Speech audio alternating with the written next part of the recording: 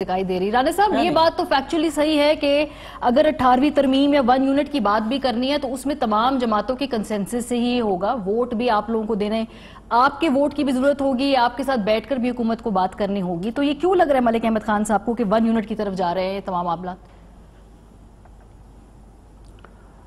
मलिक अहमद की जो बात मैं सुन चुका हूँ, आपने जो सुनवाई है तो उसमें तो उन्होंने इस बात का हवाला दिया है कि इस वक्त पंजाब जो है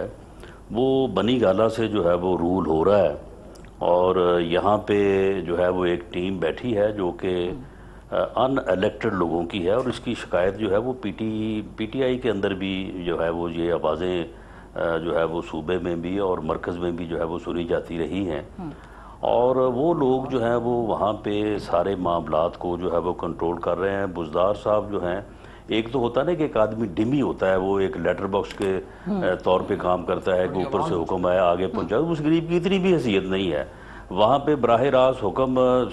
रिसीव करने और उसे आगे इम्प्लीमेंट करवाने के लिए शहबाज गिल साहब जो हैं वो वहाँ पे वारद हुए हैं और वो भी कोई सियासी ज़ुबान में स्काई लैप है, वो पता नहीं कहाँ से आया, वो आगे वहाँ पे गिर गया है, वो ना उसने कभी किसी जगह से इलेक्शन लड़ा है। पीटीआई में उसकी क्या पोजीशन है वो मेरे तो इल्म में नहीं है, मैंने इससे पहले जो है वो उसे पीटीआई में जो है वो नहीं देखा। तो मलिक मोहम्मद अहमद ने तो खैर बात की है उस हवाले से कि जो है वो 1 मैन जो है वो रूल, वो 1 यूनिट का अल्फाज इस्तेमाल किया कि ये 1 यूनिट की तरफ मामला जा रहा है और एग्जैक्टली यही जो कंसर्न, हाँ, उन्होंने पीपल्स पार्टी की बात की तौसीक की है। जो देखें, जो बिलावल भुट्टो जरदारी ने बात की है, दरअसल देखें छोटे सूबे जो है वो हमेशा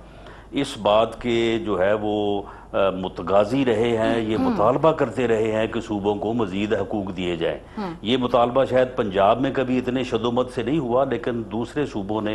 हमेशा ये मुतालबा किया और 18वीं तरमीम के जो आर्किटेक्ट हैं या उसके जो डिमांड करने वाले हैं वो छोटे सूबे हैं और ख़ासकर सिंध उसमें बहुत पेश है। तो इसलिए सिंध जो है वो इस बारे में बड़ा हसास है और जब आप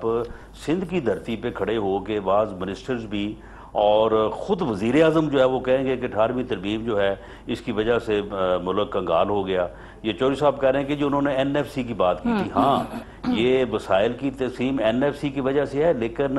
वज़ीर आज़म ने ये नहीं कहा कि एनएफसी का जो मुआहदा हुआ या जो तकसीम हुई उसमें कोई जो है वो गलती थी। उन्होंने 18वीं तरमीम का ही नाम लिया तो उससे फिर उनके शुकूक व शुबहात में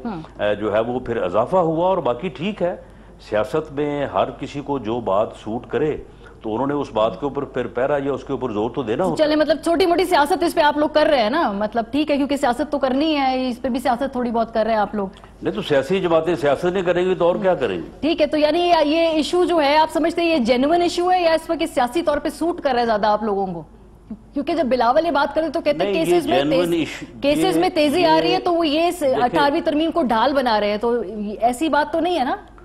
देखें ये जेन्युइन इशू है। उसकी वजह ये है कि इस मुल्क में सियासत सिर्फ सियासी जमातें नहीं करती, इस मुल्क में कुछ और कुव्वतें भी जो है वो सियासत करती हैं और ये इस बात की इंडिकेशंस मौजूद हैं कि यहाँ पे काफ़ी अरसे से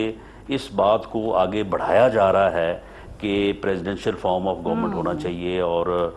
जो है ये पार्लिमानी फॉर्म ऑफ गवर्नमेंट जो है वो ठीक नहीं है। ये लोग जो इलेक्ट होके आ जाते हैं इनको कोई समझ नहीं होती, ये इतने काबिल नहीं होते, ये चला नहीं सकते, ये इस किस्म की थ्योरियाँ जो वो टेक्नोक्रेट गवर्नमेंट और इस किस्म की बातें जो हैं, अच्छा, ये सारी जो हैं ये चलती आ रही हैं और इसके ऊपर जो है ये इसमें ये कोई बिल्कुल आप ये ना कहें कि इसमें कोई इसमें भी के लिए राणा साहब ये सियासी जमातों की मदद के बगैर ये रिफॉर्म्स भी नहीं हो सकते।